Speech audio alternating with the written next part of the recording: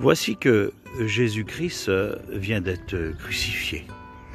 Il a été mis à mort. Jésus est ressuscité. Et voilà que la tâche d'annoncer l'évangile, maintenant c'est les disciples qui vont l'accomplir.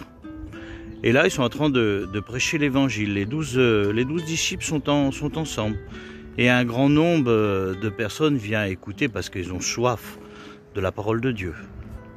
Mais voilà que ça devient compliqué parce qu'il faut servir aux tables. Et quand ils veulent servir aux tables, ils ne peuvent pas servir à la parole. Donc, ils prennent une décision.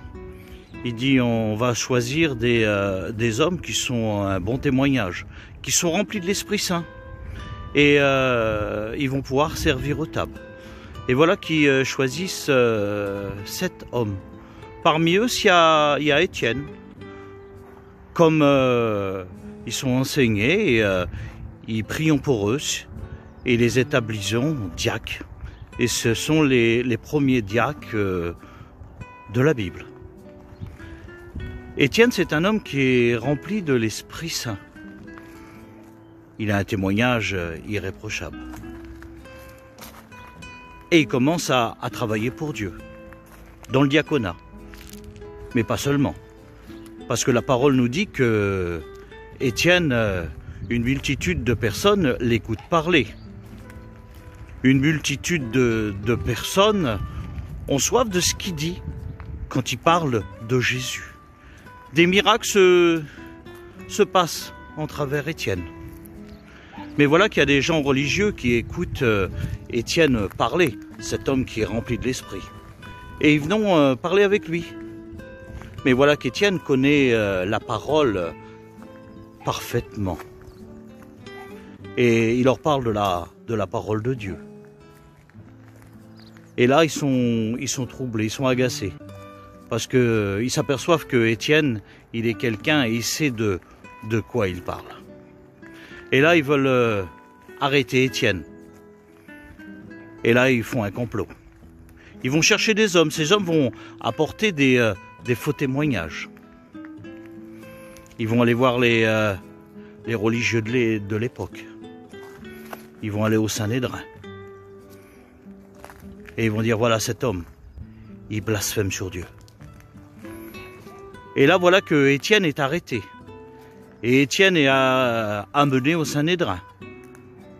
Là, il y a les hommes de loi, il y a les sages qui sont là. Et ces hommes apportent encore des faux témoignages sur lui. Il dit c'est un homme qui blasphème, qui bafoue la parole de Dieu. Mais voilà que quand ces hommes regardent Étienne, ils sont troublés. Parce que Étienne, c'est quelqu'un qui rayonne. Et il ressemble à un visage d'ange. Et ils écoutent Étienne parler. Mais Étienne connaît les écrits parfaitement. Et voilà qu'Étienne, il est en train de leur expliquer, leur réciter la Genèse entièrement. Mais on s'aperçoit qu'Étienne, il est rayonnant, il est rempli de l'esprit. Son corps est là, mais son esprit, elle n'est plus là. Et là, il parle de la part de Dieu. Il explique toute la Genèse parfaitement bien. Ces hommes sont là, sont troublés, l'écoutent. Et après de la Genèse, il passe à Exode. Et il leur explique aussi tout le livre d'Exode. Mais voilà que quand Étienne leur explique, eux aussi se reconnaissent. Parce que naturellement,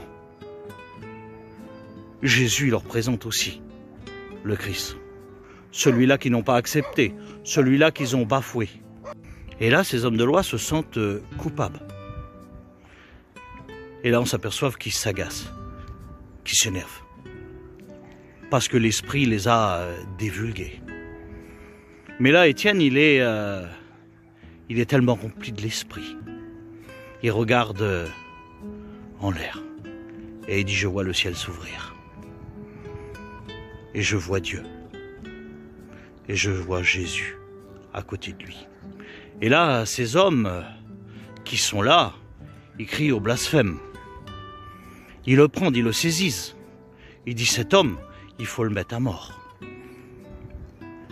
Ils l'emmenent en dehors de la ville. Mais ces hommes sont acharnés sur lui. Ils ont été divulgués.